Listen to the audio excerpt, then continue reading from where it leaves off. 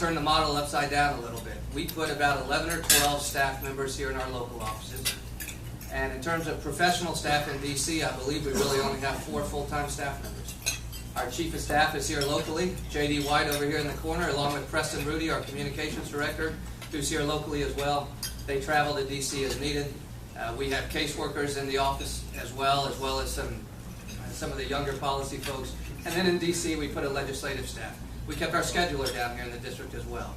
I've tried to turn the model upside down a little bit and listen, hold myself accountable. I made the case that I could get up there and do the job and knew how to do the job.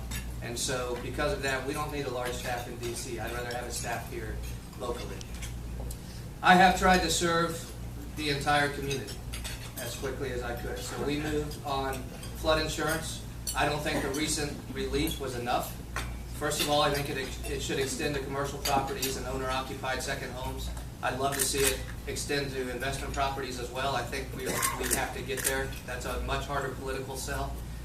We have difficulty right now moving on commercial and second homes, I'll tell you, and maybe we'll handle it in a Q&A, but that will be a challenge.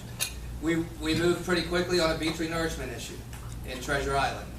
For very technical reasons, the beach renourishment authorization in Treasure Island would have likely expired had we not been able to secure a provision really in the first 6 weeks.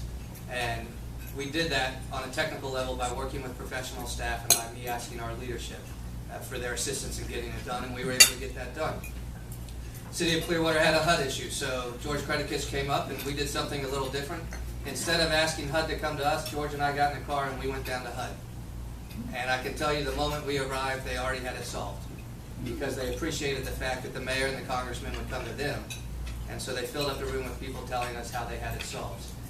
We moved quickly with Mayor Kreisman and others to try to secure additional research funding for Bayboro to address many things, from oil spill studies to invasive species studies when it comes to fisheries, to water quality, whatever it might be. The fact is we have an incredible asset in marine sciences down here at Bayboro, and I pledged to Mayor Kreisman I'm going to fight to enhance the research activities there. And then also on VA.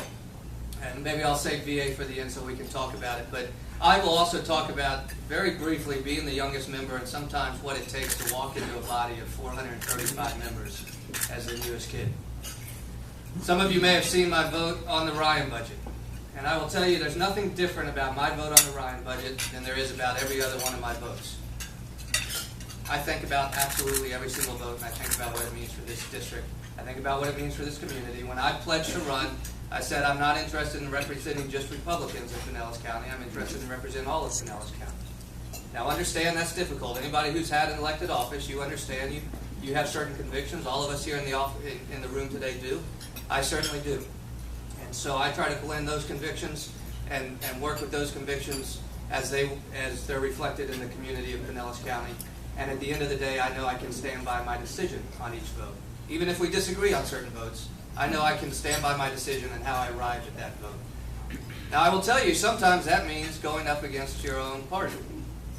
And the Ryan budget probably was the one that made the most news about me going up against my own party. And I don't do that lightly. I certainly didn't do it to further my political career within my own party, because there's not that reward at the end of the tunnel when you vote no on the Ryan budget. But I did so based on conviction. I said during the race that while I believe long-term debt is the greatest threat to the United States, and I do, that at the end of the day we needed to embrace long-term reforms over a longer cost curve than what was in the Ryan budget. Be less disruptive to the economy, but also address the need, the fact that promises have been made to each and every one of us in this room, and we have to honor that as we begin to address any reform.